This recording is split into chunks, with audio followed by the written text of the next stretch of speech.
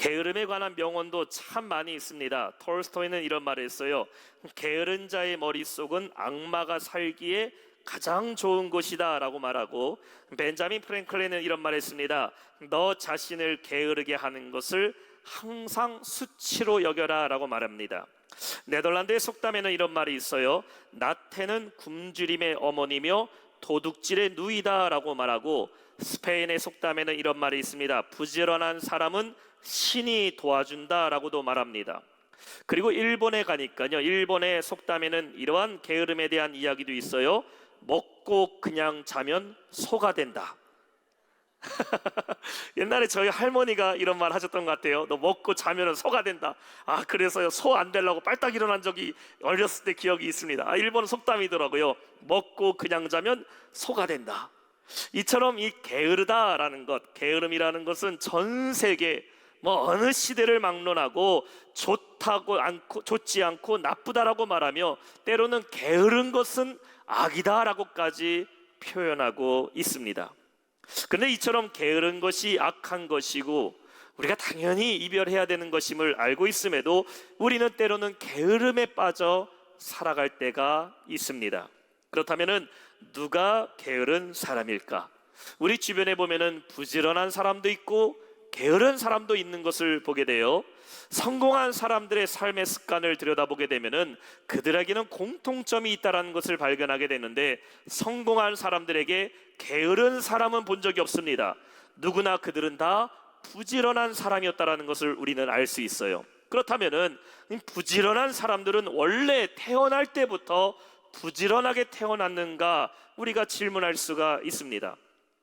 캐나다의 브리티시 컬럼비아 대학교에서요, 인간의 뇌에 대한 실험을 하게 됩니다. 29명의 젊은 이 청년들을 모집해서요, 컴퓨터 모니터에서 사진들을 보여주게 되는데, 사이클이나 수영이나 등산 등 이 활발한 신체 활동이 담긴 사진들을 보여주고, 또 반대로 소파에 누워있고 안락한 침대를 보여주고, 또 게임을 하고 있는 장면들, 신체 활동을 하지 않고 말 그대로 놀고 있는 사진도 보여주게 됩니다. 그리고 사람들의 시선이 어디에 더 고정이 되는가를 실험하게 돼요. 그리고 그 머리에 뇌의 활동을 조사하게 되는데, 이 결과가 어떻게 되었는가? 활발한 신체 활동을 하는 그림을 볼 때에 먼저 사람들의 반응은 빨리 나타난다는 것입니다. 그런데 가장 오랫동안 사람의 시선이 머물러 있고 또 그 장면을 넘어가는 데 있어서 뇌에서 많은 에너지를 소비하는 것은 바로 편안하게 쉬고 있는 것, 즉 활동이 없는 사진에 사람들의 시선은 더 오래 머물러 있고, 여기서 시선을 옮기는데 뇌 에너지가 많이 소비된다는 결과를 얻게 돼요. 그래서 이 실험을 통해 나타난 결과가 무엇이냐면, 인간은 원래 게으름을 선호한다라는 것입니다. 그리고 그 게으름에서부터 벗어나기 위해서는 훨씬 더 많은 에너지가 필요하다라는 결과가 나오게 됐어요. 우리가 이렇게 생각하면 쉽게 이해할 수가 있습니다. 여러분, 집에서 안락한 소파에 앉아 계실 때 보면은 집에 들어가자마자 피곤해서 그 소파에 앉는 데까지는 사실 몇 초가 걸리지 않습니다. 금방 앉아버려요. 근데 만약에 여러분 그 소파에서 편하게 쉬다가요, 내가 몸을 다시 일으켜야 할 때에 얼마나 많은 에너지가 필요합니까? 그냥 일어나지 않죠. 어떻게 일어납니까? 아이고 하면서 일어나게 됩니다. 앉을 때에는 누가 뭐라고 하지도 않았는데 금방 앉아 보이는데, 소파에서 일어날 때는 에너지가 필요하다라는 거예요.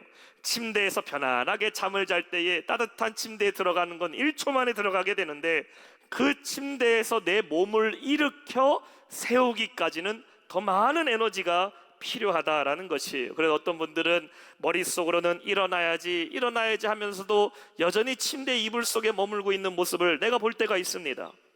그래서 사람이라는 것이 원래 보니까 서 있으면 뭐 하고 싶어요? 앉고 싶습니다. 앉고 싶으면 뭐 하고 싶어요? 눕고 싶습니다. 오늘 예배드리다가도 이렇게 교회 장의자가 얼마나 눕기 편한 의자인지 몰라요.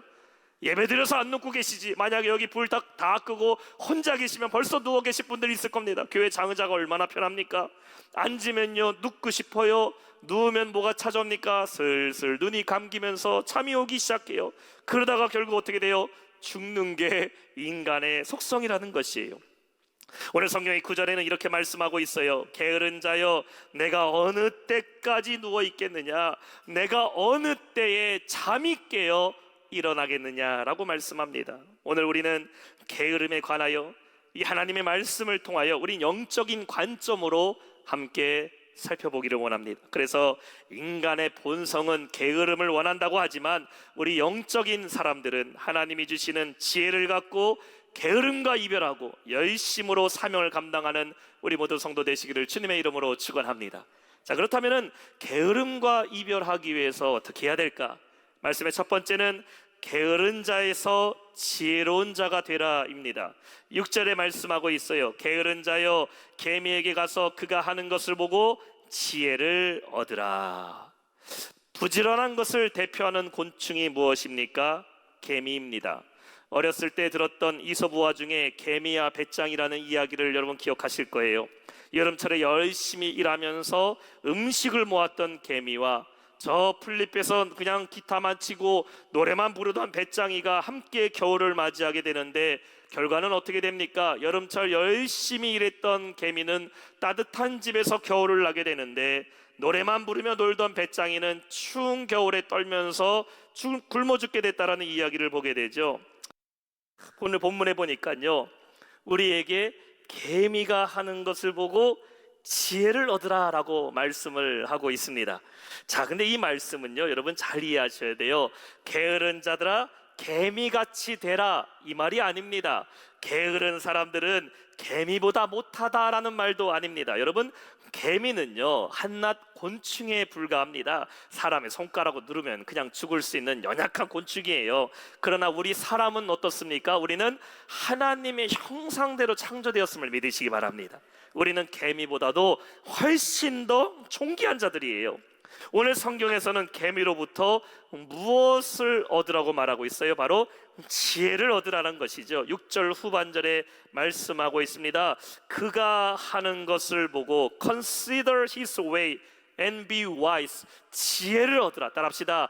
지혜를 얻으라. 자, 그렇다면은 개미가 하는 것은 무엇일까? 오늘 7절에 말씀합니다.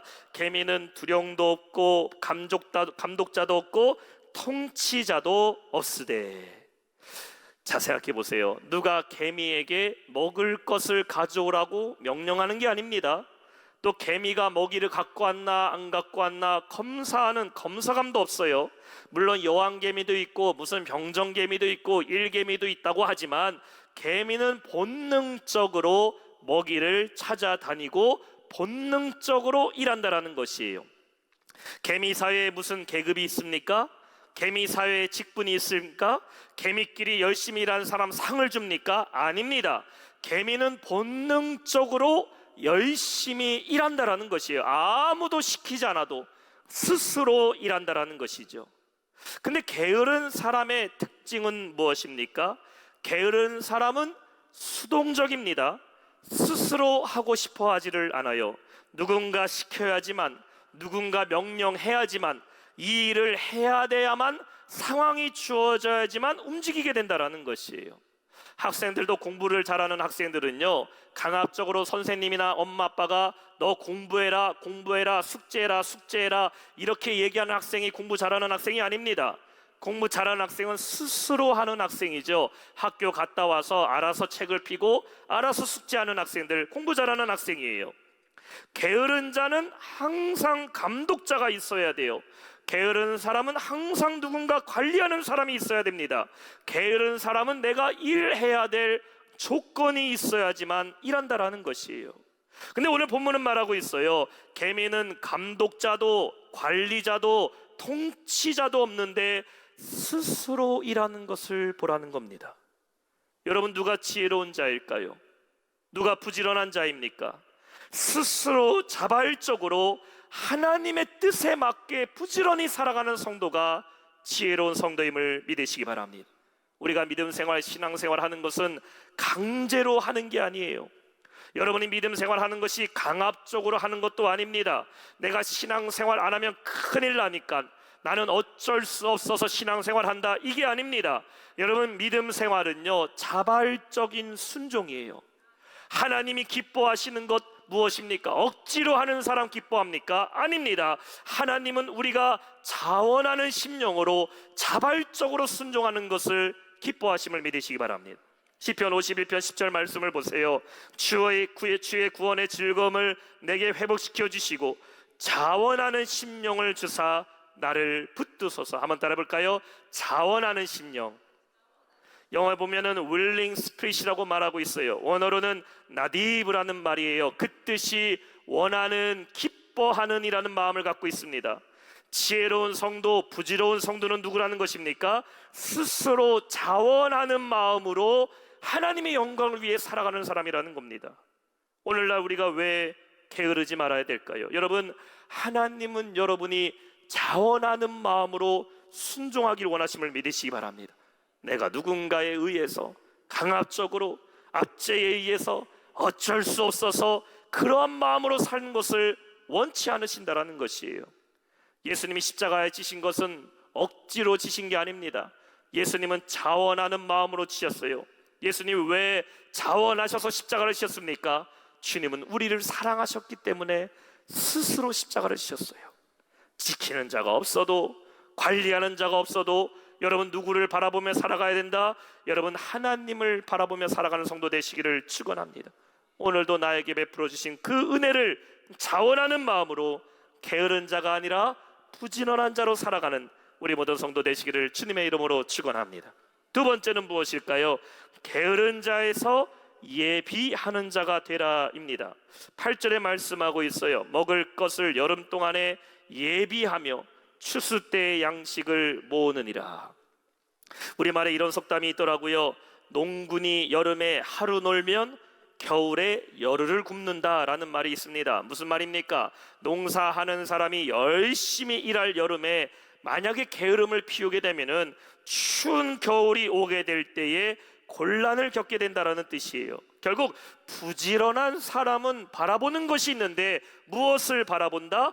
겨울을 바라본다라는 것이죠. 추수할 때를 바라본다라는 것이에요. 게으른 사람들은 추수할 때를 생각하지 않아요. 이솝우화에서 배짱이는 겨울이 올 것을 생각하지 않았어요. 그러나 겨울은 반드시 찾아온다라는 것이죠. 지혜로운 자는 언제를 바라봅니까? 겨울이 올 것, 추수할 때가 온다라는 것을 보는 것입니다. 구약의 지혜로운 인물 중에 요셉이 있어요. 요셉은 바로 왕의 꿈을 해모하게 되었을 때 어떤 꿈을 해모하게 됩니까? 앞으로 있을 7년 동안의 풍년을 해모하게 되고 그 이어서는 7년의 흉년이 올 것을 해석하게 돼요.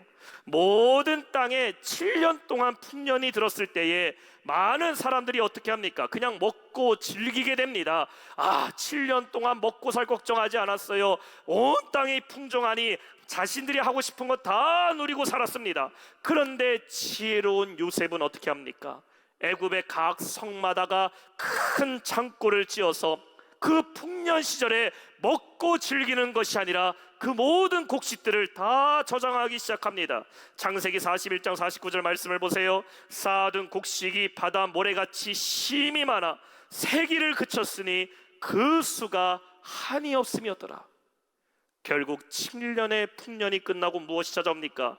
흉년이 찾아오게 되는데, 풍년과 흉년은 애굽을 포함한 온 땅에 똑같이 임하게 된 거예요. 그러나 지혜롭게 곡식을 저장했던 요셉의 창고는 흉년 중에서도 풍족하게 살게 되지만, 그때에 저장하지 않고 마음껏 허비하며 살았던 사람들은 결국 애굽에 와서 갑절에 돈을 내면서 곡식을 사게 됐다라는 것입니다. 지혜로운 자와 게으른 자는요, 풍족할 때는 지혜로운지 게으른지 알 수가 없어요. 그런데 풍년의 시기는 다 똑같습니다. 추수할 때가 찾아올 때에, 겨울이 오게 되면은 그때 누가 게으른 사람이었는지, 누가 부지런한 지혜로운 자였는지가 드러나게 된다라는 것이에요. 오늘 성경은 우리에게 반드시 추수할 때가 온다고 말씀하고 있어요. 이것은 오늘날과 같이 추수할 11월의 계절만을 말하는 것이 아닙니다. 여러분, 우리의 영혼도 하나님께서 천국으로 부르실 추수할 때가 있음을 믿으시기 바랍니다. 히브리서 9장 27절에 말씀하고 있어요. 한 번 죽는 것은 사람에게 정해진 것이요, 그 후에는 뭐가 있다고요? 심판이 있으리니. 모든 사람에게 동일하게 이 땅에서 살아가는 시간이 있습니다. 여러분이 오늘 똑같이 저와 함께 살아가는 이 시간에는 누가 부지런한 자인지, 누가 게으른 자인지, 하나님 앞에서 누가 부지런한 자인지 알 수는 없지만 반드시 누구나 겨울이 찾아와요.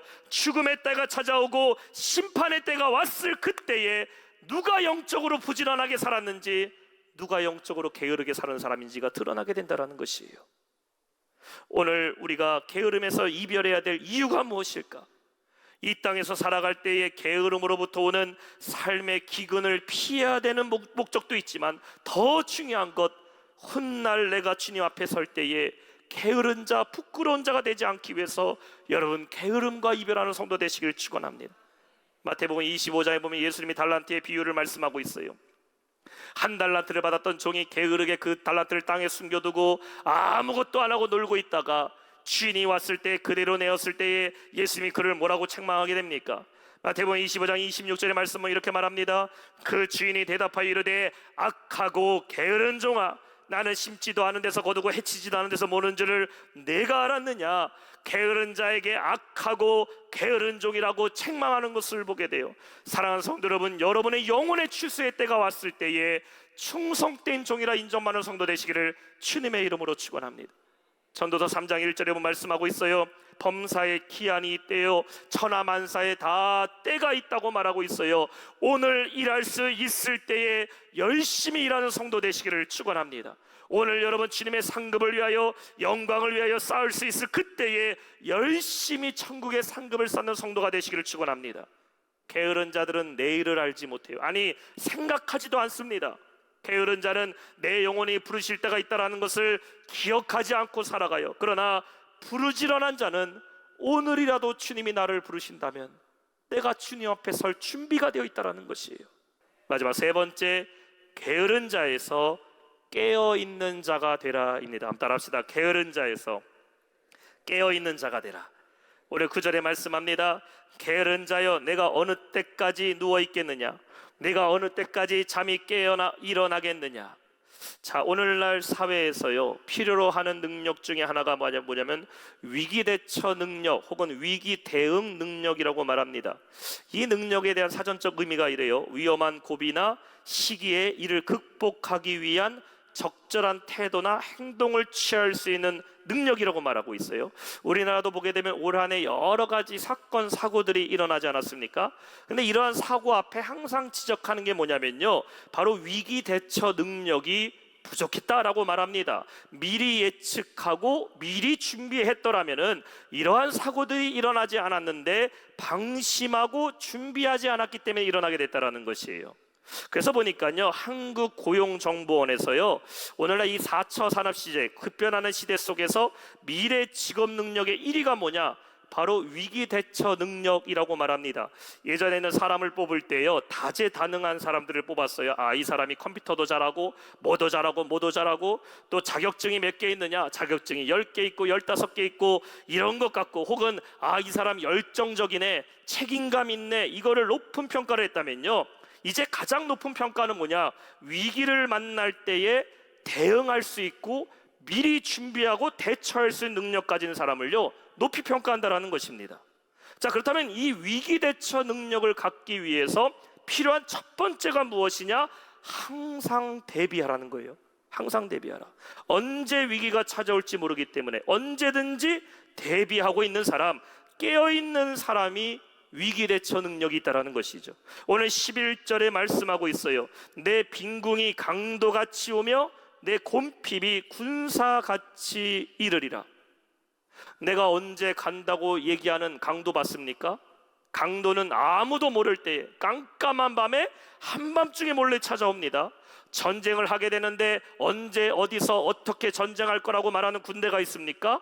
몰래 공격하게 되죠. 우리나라 6.25 전쟁도 6월 25일 주일날 새벽 4시에 북한군이 몰래 쳐들어와서 순식간에 다 밀고 내려갔어요. 전쟁은요, 몰래 찾아가는 겁니다. 왜 우리가 깨어 있어야 되는가? 왜 우리가 게으르지 말아야 됩니까? 인생의 위기는 언제 찾아올지 모르겠다는 것이에요. 우리의 삶의 시험과 문제와 낙심은 언제 찾아올지를 모른다는 것이에요. 오늘 성경의 빈궁이라는 말은 가난을 말하는 것이에요. 곰핍이라는 말은 영어로 needs입니다. 필요함, 부족함이라는 것을 말하고 있어요. 우리의 인생에 가난이 찾아올 수도 있어요.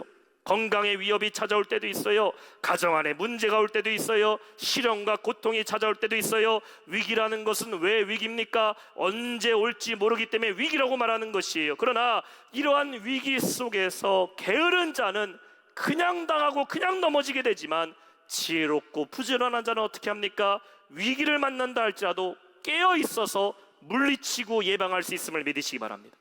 성도가 왜 깨어 있어야 돼요? 마귀는 우는 사자와 같이 두루다니며 삼킬 자를 찾는다고 말씀합니다. 베드로전서 그래서 5장 8절에는 이렇게 말씀하고 있어요. 8절 9절 보세요. 근신하라, 깨어라, 너의 대적 마귀가 우는 사자같이 두루다니며 삼킬 자를 찾나니, 보세요, 너희는 믿음을 굳건하게 하여 그를 대적하라. 이는 세상에 있는 너희 형제들도 동일한 고난을 당하는 줄을 알미라. 사랑하는 성도 여러분, 지혜로운 자는 깨어있는 자임을 믿으시기 바랍니다. 성도는 어떻게 된다? 깨어 있어야 돼요. 오늘 10절에 말씀합니다. 좀 더 자자, 좀 더 졸자, 손을 모으고 좀 더 누워있자 하면, 오늘날 영적으로 깊은 잠에 빠진 사람들이 너무나 많이 있어요. 눈은 뜨고 살아가지만 영적으로 눈 감고 있어요. 영적 생활이 무너졌어요. 기도 생활이 멈춰버렸어요. 말씀 묵상이 정지되어 버렸어요. 그럼 뭐가 찾아와요? 위기가 찾아온다라는 것이에요. 우리의 육신도 게으르지 말아야 되지만, 여러분, 더 중요한 것은 무엇일까? 영적으로 깨어있는 성도 되시기를 주님의 이름으로 축원합니다. 마태복음 24장 42절 보세요. 그러므로 깨어있으라. 어느 날에 너희 주가 임할지 너희는 알지 못할 것이나. 25장 15절에도 보세요. 그런즉 깨어있으라. 너희는 그 날과 그때를 알지 못하느니라. 마태복음 26장 41절에도 말씀합니다. 시험에 들지 않게 깨어 기도하라. 마음에는 원이로되 육신이 약하도다 하시고, 예수님은 계속해서 우리에게 깨어 있으라고 말씀하고 있어요. 왜 그럴까? 마지막 때가 가까울수록 잠자는 자들이 많기 때문이에요. 영적인 깊은 잠에 빠져버리면 내가 지금 어떤 위기 속에 있는지를 알지를 못하는 겁니다. 잠에 깊이 빠지면요, 누가 업어가도 모른다라고 말해요. 옛날에 친구들과 함께 수학여행 가게 되면은 수학여행에 불문율이 있어요. 그게 뭐냐? 절대 친구보다 먼저 잠들지 마라. 친구보다 먼저 잠들게 되면 그때부터 내 얼굴은 친구의 도화지가 돼버립니다. 안경도 사인펜으로 그리고 콧수염도 그리고 구렛나루도 그리고 엉망이 되어버려요. 그래서 불문율이 있어요. 수학여행 가면 절대 네 친구보다 먼저 자지 마라. 어떻게든 깨어 있어야 돼요. 얼굴의 낙서는요, 지우면 돼요. 시간 지나면 지워져요. 근데 영적인 깊은 잠에 빠져서 빈궁이 강도같이 찾아오고 곰핍이 군사같이 이를 때는 막아낼 방법이 없어요. 오늘 여러분의 삶에 찾아온 그 빈궁과 공핍이 혹시 영적으로 여러분 잠들었기 때문에 찾아온 것 아닙니까? 열심히 내가 눈 뜨고 살아오긴 했지만 왜 그렇게 내 삶에 고난이 찾아오고 막힌 담들이 많이 생겼는지, 영적으로 깨어있진 않았는지 돌아봐야 돼요. 이제 다시 일어나 기도의 자리, 예배의 자리, 말씀의 자리를 삼하는 성도 되시기를 주님의 이름으로 축원합니다. 우리 교회 금요 성령 집회 매주 금요일 밤 9시에 영적으로 깨어나는 시간이에요. 매주 금요일마다 얼마나 뜨겁게 기도하는지 모릅니다. 이 기도 소리가 이 성전 바깥에까지 울리기 시작해요. 여러분, 금요 성령 집회는 영적으로 깨이는 시간 반드시 지키시길 소망합니다. 새벽 기도는 아침을 깨우는 시간이에요. 하나님의 음성을 가장 선명하게 듣는 시간이 새벽 시간이에요. 수요 예배는 말씀이 깨어나는 시간이에요. 또한 수요 예배는 일주일 한 주간의 중간 점검하는 날입니다. 그렇게 영적으로 깨어나야 여러분의 삶도 살아날 수 있음을 믿으시기 바랍니다. 이제는 게으름과 이별하고 깨어있는 자가 되어서 그 어떤 위기를 만난다 할지라도 영적 승리를 이루는 우리 모든 성도 되시기를 주님의 이름으로 축원합니다. 오늘 말씀 맺겠습니다. 사랑하는 성도 여러분, 이제 게으름과 이별하시기 바랍니다. 한번 따라합시다. 게으름과 이별하자. 성경은 게으른 자를 어리석은 자라고도 말하고 게으름은 죄라고도 말하고 있어요. 그러나 부지런한 자 주님의 마음에 합한다고 말씀합니다. 오늘 본문에서 개미에게 지혜를 얻으라고 말씀하고 있어요. 왜냐하면 하나님은 그 부지런한 개미보다도 여러분을 훨씬 더 지혜롭고 훨씬 더 존귀한 자로 만드셨음을 믿으시기 바랍니다. 이제 게으른 자가 아니라 지혜로운 자가 되어야 돼요.